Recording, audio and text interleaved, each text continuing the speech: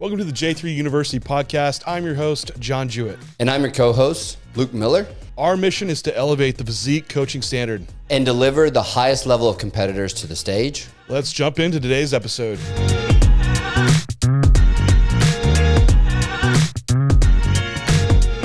Science is ruining bodybuilding. That's right. We are attacking all of you pencil pushers and spreadsheet squirts out there. We're going to talk about real heavy iron lifting and pushing weight without any thought in place. Okay, maybe not so.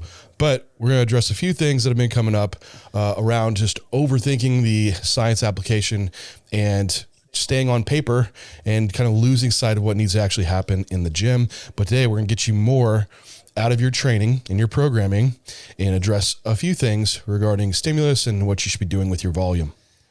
Yeah, and I think this is a conversation it's fun to have because the whole goal with what we do at J3U and in the coaching methodologies we use in J3U Coaching is to combine what works in application, but also understand how research is progressing as well in all aspects of bodybuilding and continue to move the needle forward and creating better outcomes for, each variation of person that we get into. A lot of this thought has been kind of on the forefront of my brain with redesigning the hypertrophy module for level 1. And just kind of as I was building it out, like these recurring topics that I do kind of see debated, it tends to be an overcomplication that I tend to see. And I do kind of want to bring it to the first point that I think underpins all of it. And I say this a lot of times in content that you'll see within the podcast or within Instagram or YouTube. And it's that applying the stimulus to hypertrophy is probably the best skill that someone could have. And how do you apply the stimulus for hypertrophy? It's a really high standard of execution that's maintained throughout a program design. And actually, John, I saw an Instagram post of you yesterday talking about your chest training. And I think you can kind of add some context with, that and like how this could be, to me, the thing that underpins training 101 and how you just can't look past it. I'll dive in, but I want to reel back and ask you, is this part of where you're seeing it miss? Like what is where science is missing the mark or where someone that is like overly analytical looking through a lot of the research studies or trying to find like what is the right way to train? Like what are you seeing in currently with the science application of where you feel like it's missed? Is it more so just not being in the gym or what do you mean by that? Yeah. So I think where it's missed a lot is the trying to match the efforts to exactly what the research papers say. So using RIR schemes, and not that RIR schemes don't have value, they certainly do. But I think overcomplicating the RIR schemes tends to kind of happen quite a bit. And then trying to find these perfect volume sets that match you according to these perfect volume accumulations. And I don't mean not taking attention to detail with your programming. I just think with so much obsession over being afraid to take sets too far or being afraid to take programming design too far or kind of having these variables trying to align them so perfectly, we lose sight on what actually delivers a stimulus and the high quality stimulus with a low or a close proximity to failure. And if we just standardize this and get really good at learning ourselves, we can really start to narrow down what's productive training and what's not productive training for yourself. And then as a coach, you can do that with the clients that you work with. I had a call this morning going over a timeline, building out the next phases that we're going to do for an all season, going over how well this person recovered and how long it took for us to really need a deload, and then talking about optimizing the volume metrics for the following phase based on how well they learn to deliver the stimulus and train at a close proximity to failure with pushing the progressions across the duration of that training block. Basically just learning as we did, we standardized the execution, we standardized the effort, and then we just went in there and did the do. She made a ton of progress, but now we know we could potentially push that limit further, right? And we've learned a ton from this by standardizing what's going to be our expectation of execution for each phase to come, standardizing what we feel like our effort's going to be for each phase to come. And now I can really start to zone in on what's the most productive area of training for her. and really kind of have productive phases no matter what, because we've done what I think underpins the majority of training. I think too, when you have like I don't even want to call it a back to basics approach, but a simplification of the process and programming, that some people equate that to less optimal, or that it must get more complicated to get more advanced. And I'll just say, like, that's absolutely not the truth. I think as you get more complicated and as start adjusting more variables, that you lose sight of those basic, simple things that need to happen, and they don't. And if you're not having the most basic things occur, then you're really going to be missing the mark. And we get these questions a lot, even in the forums and just on Instagram and everything, like people asking like, what is the optimal split design that I should be on? Like, well, should I put this exercise, like my whatever hip hinge 2 days before my squat? Like, could I do this in the same week? And it's a lot of questions around the what ifs of programming and trying to make this perfect thing on paper, but just not going in the gym and actually doing it. And I think that's where a lot of people miss the mark, is like, you do just need to go in and just train and just then adjust the program as you go. But the best way you're going to know your response is that if you hold a lot of things standardized. It's just like going into, I think of this as peak week is the perfect example. If you've never done a peak and you're planning it out, it's like, all right, well, I'm going to do a front load, then I'm going to bring up water, and then I'm going to drop sodium, and then I'm going to carb deplete at the end of the week to dry out.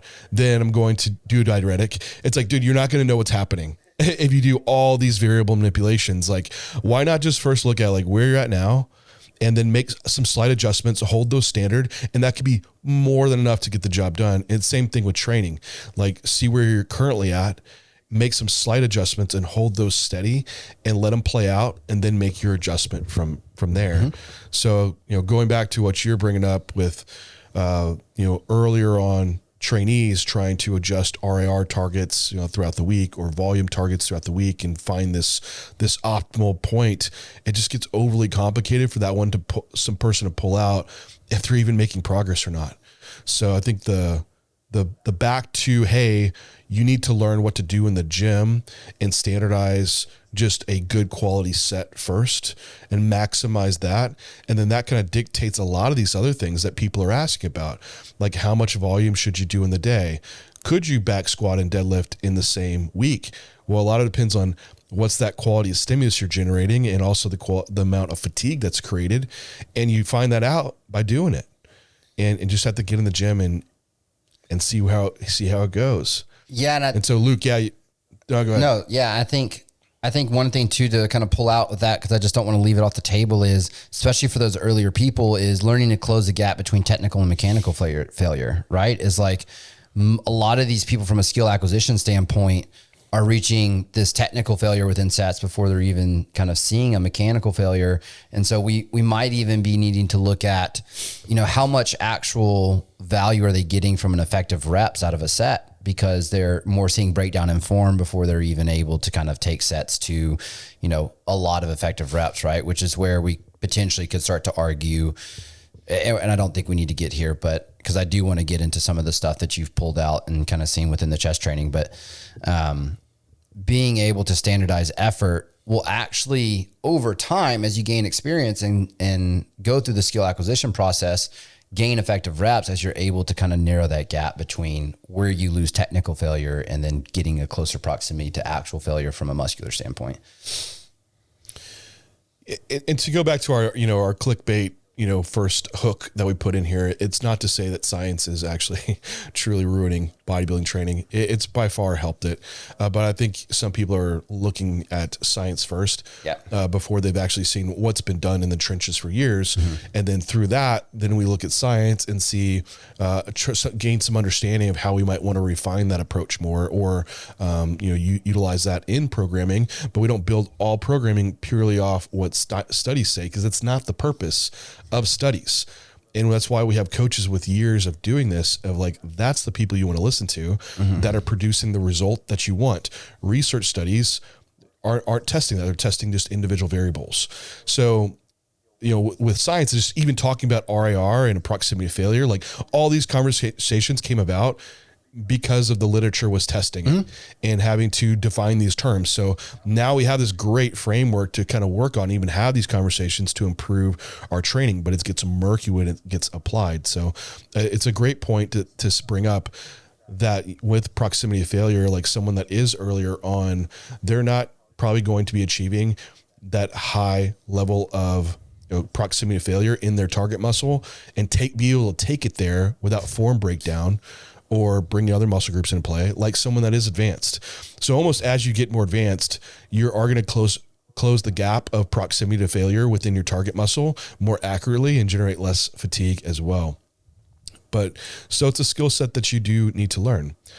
Now, with all that being said, that, hey, we love science, and we also love just practical experience and training. And that's where we all start, just like trying to grab a program and get rolling on it. So science has been giving us some frameworks to go off of. If you don't know where to even start, you start with a program that's already been made by someone that's been in the trenches, but also has a little bit of science, and it's not some ridiculous plan. But anyway, in my own training, like to give some like context to this, is that I've been running a similar training split for a long time and similar exercises, but I just wanted to make some slight adjustments because I need to prioritize my chest training and also quads. And so it's like, how do I get more out of what I'm doing? And that's kind of my first question. And when I walk into the gym, every set that I'm doing, every exercise, I'm kind of thinking through this of how do I get more out of this set, even while I'm doing it. Like what adjustments can I make to feel more stimulus in this target muscle? And looking at research, we can grab science and say like, hey, just an internal cueing of this mind muscle connection increases activation of a target muscle. It's actually led to more hypertrophy than even external cueing.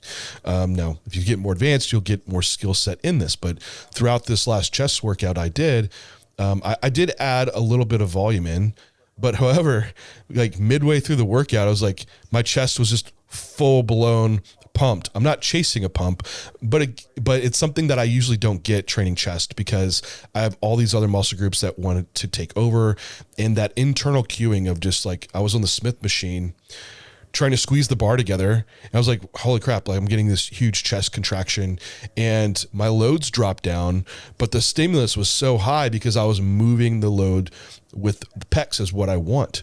And I think this gets more important as you get more advanced and for weak body parts. If you need just like more generalized size, it might not probably earlier on, it probably is a less importance. However, I try to do this on every exercise, like whatever you're training, like have some internal thought process of contracting that muscle throughout the entire rep range. And that's going to give you a really high stimulus on a per set basis. So just like I'm midway through my workout, my chest is exploding full. And then the next day it's actually sore. Like I can't tell you how many times my chest is just not sore. And I could do more volume. I could do, different intensifiers and end up like just getting more connective tissue kind of beat up, but the pec isn't sore. So having this like internal cueing to get the most stimulus in every part of that rep paid huge dividends, like for the quality there. So, going back to standardization is like, this is what I'm standardizing. I'm now into week 2 of this Olympia prep, but that's standardized, like how I want to execute these lifts, how I'm going to go through this range of motion. That level of stimulus is what I want to uphold throughout the rest of this block, and that training effort too. Now, all I have to do the rest of the time is just toggle volume as my recovery capacity, changes. And for the most time, usually I set this up and it holds constant for a good chunk of time before I need to really make an adjustment. And because you need to see it play out to see the result. Right. If I saw like next week, I'm like, well, I'm going to add a set in and a couple drop sets. It's like, yeah, I'm like more sore and get more fatigued, but what about the week after? Like, can you keep doing that? And I don't think the adaptation changes as quickly as you need to up the stimulus. And that same stimulus can be productive for a very long period of time. And this isn't just me from being a bro and in the trenches. Most of our hypertrophy research is how it's carried out. They add volume to a group of subjects, and it's like an 8 to 10 week block of them training, and they grow substantially. they're not accumulating volume or changing a lot of these variables, all the variables across the whole time. Not there isn't a way to do that, but I think from an assessment point of view, it makes things a lot easier. Thanks everyone for tuning in to today's podcast. Are you struggling to hit your peak on show day? Feeling lost in the off season? Upgrade your coaching game with J3 University. Our program covers everything from off season to contest prep to peak week, all based from real client results. Along with our comprehensive physique curriculum, you'll also get access to our 4 rooms with our J3U team to answer any questions you have, and live Q&A sessions to further your coaching and athlete experience. We are the source of education for top IFBB pros and coaches. Join us to elevate the coaching standard at J3 University. Let's get back to today's podcast.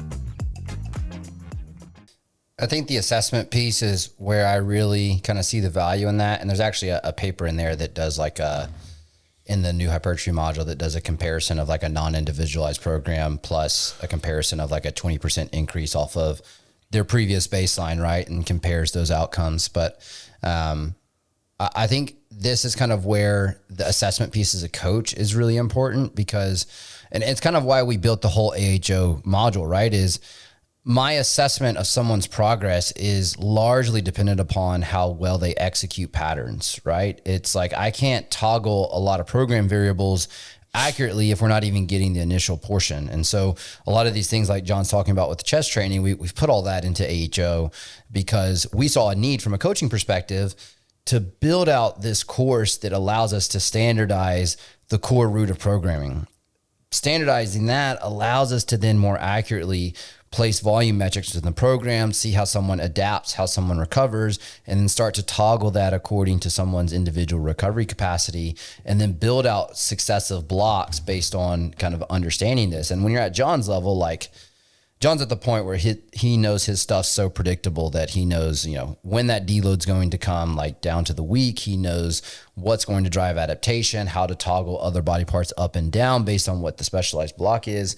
But he's using that information that he's gained over experience and plugging in a variable, testing it, gaining that, and then using that information to kind of push his programming forward. And I think that's a skill that only comes with time, but that skill only comes with time without too much change, because this is where another piece that I think people don't learn through their journey is they're trying so many new different things that they're not actually testing variables in comparison to rates of progress. And that's where I think as an athlete, you can really gain a lot of understanding of yourself. Yeah. Even like if a beginner if anyone could probably hold a lot of variables constant for a long period of time. Mm-hmm. And the more advanced guy, you might have a more rationale of like needing to alter things. Right. But again, like that's not the case. And I was going to pull this up just to actually give like a great piece I saw from Hunter Labrada in his arm training. And I have it pulled up here. It says, I've been running this arm day for over a year now. I don't see it changing anytime soon. Why? Because it works. And so he's been running, for him, 1, 2, 3, 4, he has 5 exercises and 3, 6, 7, 8, 9, 10, 11, there's like 11 sets there. Not high volume at all. It's like, well, Hunter, you probably need to be increasing volume over time, right? Because you're getting more and more advanced. It's like, no, he's probably continuing to find ways to like get more stimulus out of that. But also that stimulus, all of a sudden the next week, it doesn't work. And so you have a very advanced guy. And I point out Hunter because his arms have become huge and his front relaxed. It looks insane. And he's doing the same thing for over a year. So you can hold your program constant, the same volume metrics, and just make that quality. We continue, even to this day, my form will slip unintentionally. And then I'll be like, you know what, if I adjust this just this little bit on my grip, like, man, I get more out of it. And I do. It's like every time I go in the gym, I'm trying to find these new tricks to do, or I forget probably, more than I've ever implemented. So, and you remind yourself of them too. So It's a constant way to keep getting more stimulus. But I would say, like, if you're new to this, like, well, gosh, where do I even start? Right. Like, where do you even find this? And that's why I say, for one, getting a coach that really is focused also on the training side, this is kind of the essential piece to help guide you through that decision process of when you should be making adjustments. And when you see someone experienced doing it for you, you're going to learn along the way. And that's where I think there's just a ton of value in. If you're like, okay, that's great, John, I can't afford a coach right now just to do my training. It's like, well, then find a program that's like stood the test of time and that people have gotten lots of results on it, results like you want, and you can see them. There's actually changes in people that you actually see. It's not like, well, this looks really good based on the scientific evidence. I want to see results that this occurs, and you run something like that and play it out for over months. Like, you should be running these programs for at least 4 to 5 months. Give it a good chunk of time to see that effect. And then off that, then you have a base to go from and make tweaks to it. Don't just program hop. Or earlier on, I could see a little bit more adjustments just to have some different experiences to find kind of where you psychologically cater best to. But still, like, give it some time. When you're looking at, hey, I'm be training for the next 15 years in my real peak years of bodybuilding, 4 months is nothing. So, right. And I just want to put a plug out there for our X-Frame Hypertrophy program that is really catered around just bodybuilding, small waist, wide V taper, flaring quads. That's what I built it for. And it's a newer program. So you're like, well, you said, John, do something that's been around.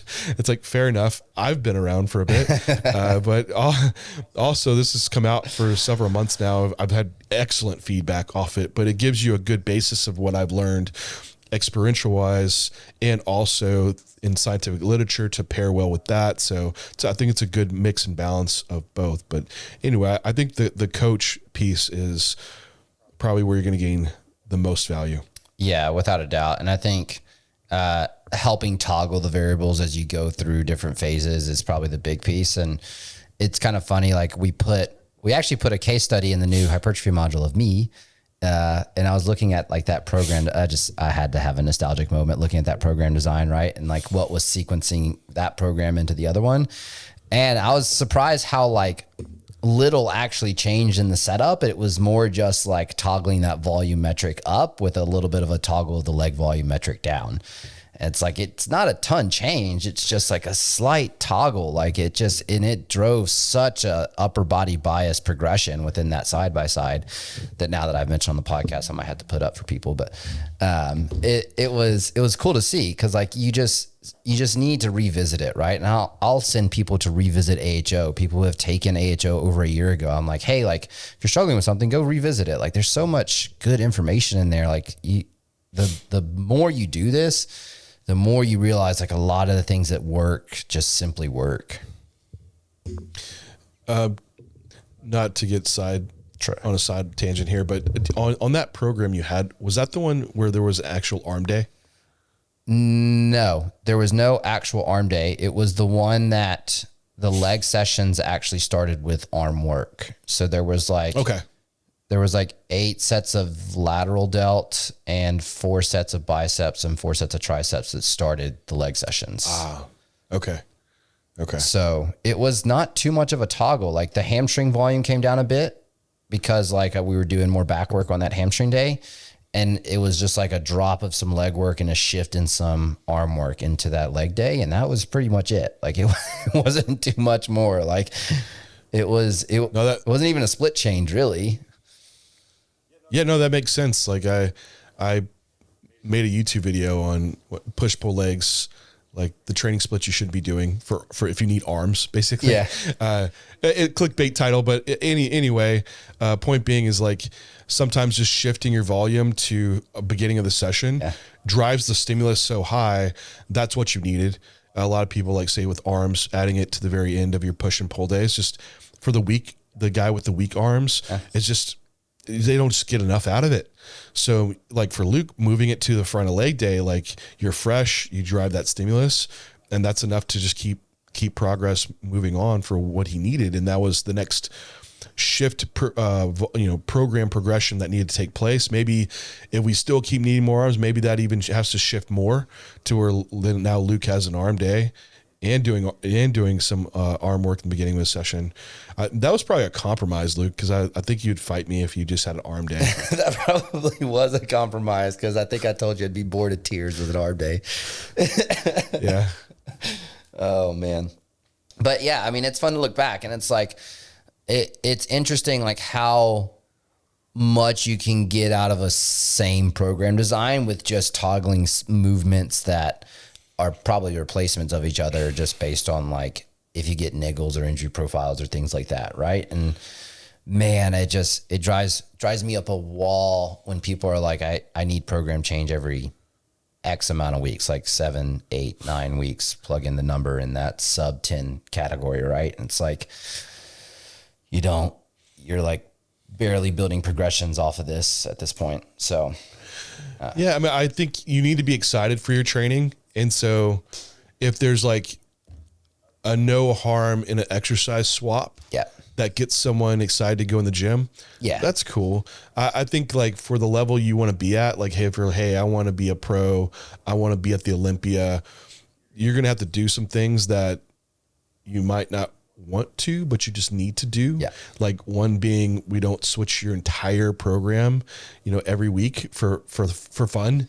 So if you're like a lifestyle client, you're like, hey, I just want to have fun in the gym and have variety, by all means, cool. But the people that come into Luke and I have high competitive aspirations. So there are things that are going to have to be locked in place, just like we're not swapping, diets and foods out, all the time. It's stuff we need to standardize so we can assess thoroughly. Yeah, I think another value point here, and going back to the assessment point, when you've logged this stuff over a long period of time, is being able to actually see development change in your program, when you should be looking like this is over like 6 months bouts. When you compare pics at similar body fat levels, and you're like, oh wow, like this shot really improved. I have more delt or more chest or whatever it may be. And you can look back at your program and see what was successful in that and help guide your choices of what you should be doing moving forward. You can also see what was unsuccessful. Like, oh no, my delts dropped off. What was I doing? And this just happened to me. It's like, I was looking at my shots. I looked way back in some pics in the off season. I was like, man, my delts were looking insane here. Like what in the world was I doing? And I was doing side delts like 3 days a week at like, I had like 14 sets of volume across the week. And I dropped that way off, like during prep, when I think that was too big of a drop probably. Now it's prep, so there's context in there. But either way, I can look back and know like, all right, when I'm at this 12 to 14 sets of side delt work per week, my delts really improve. So if I need that still, this is my volume mark that I can work with the standardization of execution that I take place, right? So you now have your own data set and assessment tools to be able to help guide your programming by doing so. But if I had a program that I swapped all the time, or on a week-to-week basis, I was adjusting and waiving all these different variables, it can make it really hard to look back and say, oh yeah, this is why this plan worked. And by having it more locked in, that's what I can do. So, don't try to shy away from doing the basics as like they go. Bodybuilding, it really is relatively fairly simple. And I just hate that it can get overcomplicated. Yeah. And going back to the point of like, hey, more complication, it seems like it's going to work better, but a lot of times it doesn't. So nail your basics, master them. Because still to this day, after as long as I've been doing it, I'm still trying to master the basics and improve them. And my basics just look like a very advanced level of basics implementation. Think about, I forget if it was Kobe or Michael Jordan. He'd spend hours just doing like the basic dribbling drills, But I'm sure like the basic dribbling drills like that Kobe was doing looks a lot different than the guy that's, only been playing basketball for 2 years, right? Like his aren't quite as refined. So there's an advanced level of implementation of the basics. Just like if you saw me do my Smith machine bench press, it could be basics that I'm doing here, range of motion, intention, but it's going to look a lot different than someone that's doing it just 2 years in. Yep. So, but it's a continued refinement of those basics that drive a ton of progress when complication is not needed. So science is great, right? But in the trench experience it just weighs so heavily, and that's what you need. You need to go in the gym and just try out your program and then make adjustments on the fly sometimes of what you realize, okay, this didn't really pan out how I had this exercise order, or, I don't feel this movement as much, but John said it was the perfect movement, so I have to do it anyway. It's like, no, wrong. Go find the right movement where you get the right connection. So there's the right exercise, the one that you're able to execute properly and get that connection with, and it's going to be sustainable over time.